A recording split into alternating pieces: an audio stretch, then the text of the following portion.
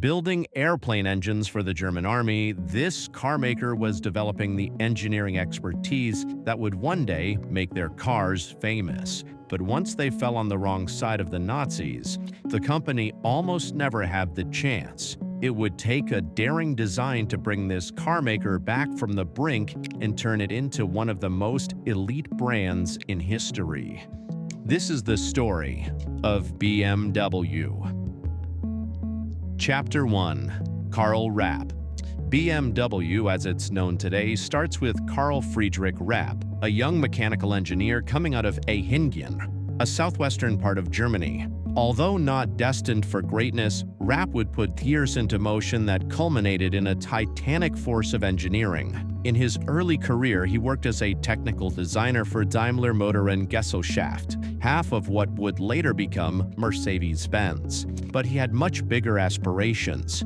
After gaining experience at Daimler, he left the major motorworks company to lead a company called Flugwerk Deutschland. This was Rapp's first introduction into the aircraft industry, where he oversaw an operation manufacturing engines and machinery. But the finances of Flugwerk Deutschland were failing, and the company was dissolved. Instead of abandoning the ship, Rapp was able to raise 200,000 Reichsmark of capital and establish his own enterprise in 1913, which he named Rapp Motoren Werke, on the same property as his former employee. Growth was rapid. Within just 2 years, the company was employing 370 workers. Rapp's business coincided with the beginning of World War I. As an aircraft engine producer, it was perfectly positioned to thrive, providing armament for German forces. Unfortunately, Rapp's engines had destabilizing problems that made them unreliable. Instead, it was his competitor, Gustav Otto, whose business took off during the war. Rapp Motoren Werke was almost forced out of business when, with the war still raging, the Prussian army grew desperate and ordered 600 engines from Rapp, saving the company. But there were conditions to the sale. Franz Joseph Pupp was sent to the company as a representative for the Austrian Navy. Like Rapp, he was a former Daimler worker, but he had a much more impressive resume, having worked as the head of a department at AEG, a prominent engineering firm from Vienna, and collaborating with the biggest mechanical powers in the country. During this time in the Navy, he convinced his superiors that Rapp Motoren Werke was perfectly suited for wartime production. What Rapp didn't know was that Pupp was really coming to take his company. Chapter 2. A New Direction.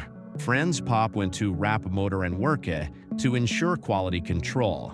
The Army had made a big order, and all standards needed to be met, especially because the company didn't have a strong reputation.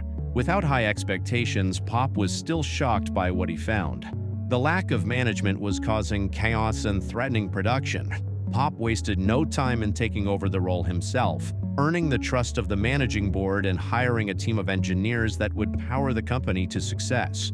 At this point, Karl Rapp was ousted from his position and moved to a Californian engineering firm. Pupp could see the potential of the facilities. After taking over, the company was renamed to Bayerische Motoren Werke, or BMW for short. In English, the name translates to the Bavarian Engine Works Company. Owing to its origins, the checkered white and blue logo draws on the flag of Bavaria, which was slightly changed to comply with trademark regulations, but still bears the same basic design. But it was still going to take a huge effort and investment. Fortunately, the flailing business attracted the interest of Camillo Castiglione, a prominent businessman who saw the same potential. Armed with the 3 letters that would become iconic, BMW was ready for production. The first machine off the production line was the BMW 3A, a straight-six aircraft engine that stretched out the blueprint for the company's future designs. There was a much bigger market waiting to be tapped: automobiles, and fate would push them increasingly toward it. After World War I, demand for aircraft engines effectively stopped. As a result of losing the war, German manufacturers were crippled by the Treaty of Versailles, which forbade German companies from constructing weaponry, including engines. Chapter 3. Towards automobiles. With huge manufacturing power and no customers, Franz Popp is left without a clear plan. Ingeniously, he used the company's resources to pivot to produce railway brakes, motorcycle engines, and farm equipment. BMW's facilities had by now converged with the headquarters of Camillo Castiglione's previous company, located in Lerchenauer Strauss, Munich. 3 different manufacturing companies merged their operations in 1922 to strengthen the operation. But this would be Castiglione's final act, as he was charged with fraud and fled to Italy to avoid prosecution. Popp was now the sole leader at BMW. One of his first projects was to release their first independent vehicle, the R32 motorcycle. And this wasn't just any motorcycle. It set the world speed record. BMW was fast becoming known throughout Europe for its engineering prowess. And by 1928, after taking over the automobile company Bayerische Eisenbahn, BMW shifted its attention to the vehicles that would help them skyrocket to global success. With a 747cc side-valve engine, 3-speed manual transmission, and a top speed of 75 kilometers per hour, the BMW 315 DA2 signaled that a big new player had arrived on the scene. Those in the car industry knew that with BMW's engineering capabilities, it had the potential to dominate the automobile world. But it wasn't until the late 1930s, models like the BMW 327, that the ingredients for success came together. The 327 demonstrated that the company could make a powerful and competitive touring car, showing off a grille on the front of the car that would become one of BMW's hallmarks. Popp consolidated BMW, buying up a number of smaller manufacturing companies, including an American company, which allowed them to circumvent the Treaty of Versailles and restart aircraft engine production. But Franz Popp resisted investing too heavily in aircraft production. During the 1930s, on the eve of a German-initiated World War, he was worried that it would erode the autonomy of BMW and eventually lead them to financial ruin. And he was right. The Nazi regime removed Popp from the head of the company when he didn't follow their directives. By the end of the 1930s, BMW was left as a bare-bones structure, heavily financed by government contracts in the war efforts, with a need to break into the commercial market to stay afloat. After World War II, the factory in Eisenach was taken over by Soviet forces, who used the BMW logo to produce their own cars. They failed to achieve the quality of the originals, but it signaled how valuable the name had already become. In 1951, 2 decades after the company had been caught in the war, with the copycats finally out of the way and the war finished, BMW emerged with a bang. A large luxury car flaunting the company's cutting-edge technology. The BMW 501 had clean curves, a spacious interior, and 100 horsepower, generated from a light, efficient V8 engine. It was exactly what the automaker needed to kickstart their operations again. Chapter 4: On the Ropes. BMW's biggest competition came from a Nazi-funded company, Volkswagen, which was created to manufacture affordable automobiles for the people. After the war, too, in the 1950s, VW had become a symbol of post-war Germany, with cars that were stylish, reliable, and most of all, affordable. The luxury car market was no longer as profitable, and BMW needed to change directions fast. As the 50s came to a close, the company was on the brink of bankruptcy, coming close to becoming acquired by Daimler-Benz, who were interested in neutralizing their competition. Motorcycle sales were going strong, but the 1956 BMW 507, which would later go on to be iconic, proved too expensive for the market.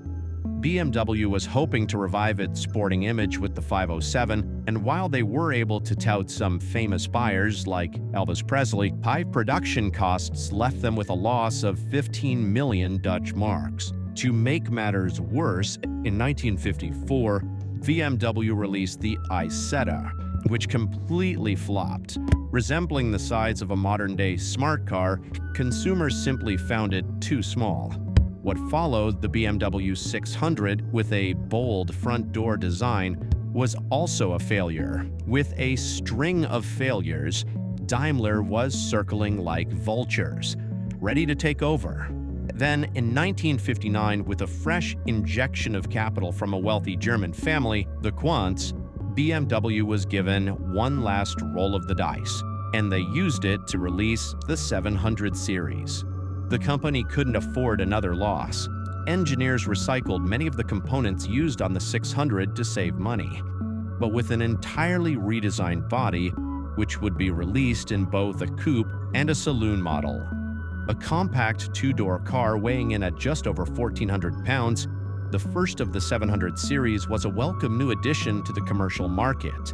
It provided much more space than many of its small car competitors. It also proved to be a high-performance vehicle, competing and succeeding in several motorsport events, and single-handedly rescued BMW from bankruptcy. However, seeing out the 1950s, BMW was still operating at a loss. A few years later, the BMW 1500 series, also known as New Class, guaranteed the future stability of the company. It was even more affordable than the 700 series, offering a four-door compact sedan model that appealed to families. On its release in 1962, BMW broke even, turning over 294 million marks. The following year was even better. Sales had jumped up almost 50% to 433 million marks. By 1972, faith in the company was restored, and a giant new headquarters was completed, designed to resemble a four-cylinder engine. Carving into the Munich skyline, it signaled a grand new project was coming, with a new target. Chapter 5. Back to sporting roots. Having established itself as both a luxury and functional automobile maker, BMW had matched the competition of Volkswagen. Their success allowed them to continue to produce successful models throughout the 1970s, like the 5 Series mid-size sedan and the 3 Series compact sedan, the 6 Series luxury coupes, and the 7 Series large luxury sedans.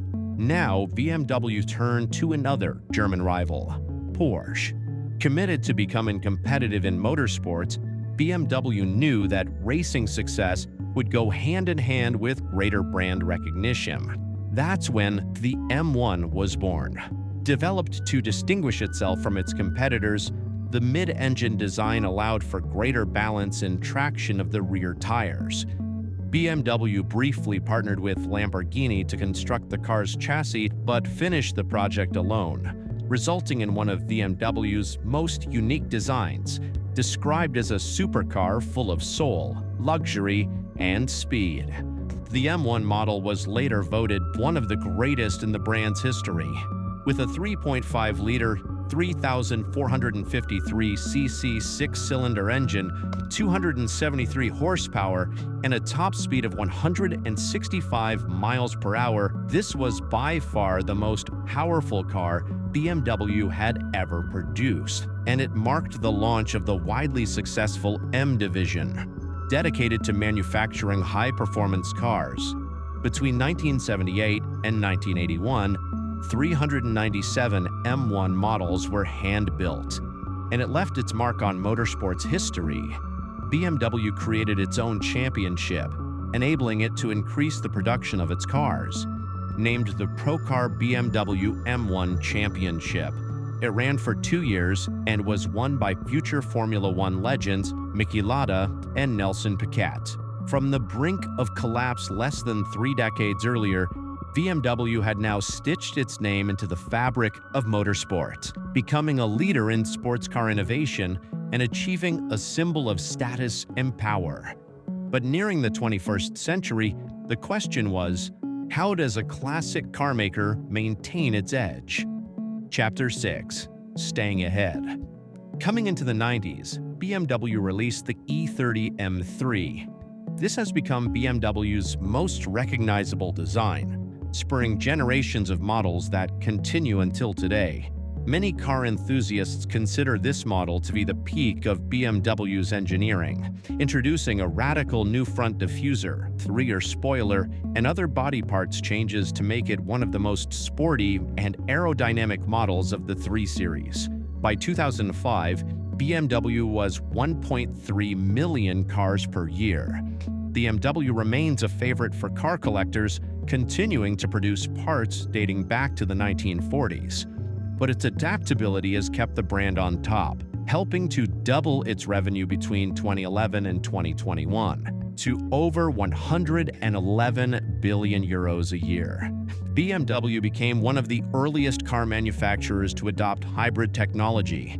In 2010, with the launch of the I-Series, the company pushed Ferrari and McLaren to develop hybrid supercars. BMW now sells more than 2.1 million cars a year, and they continue to push the envelope, currently at the forefront of hydrogen fuel cell testing.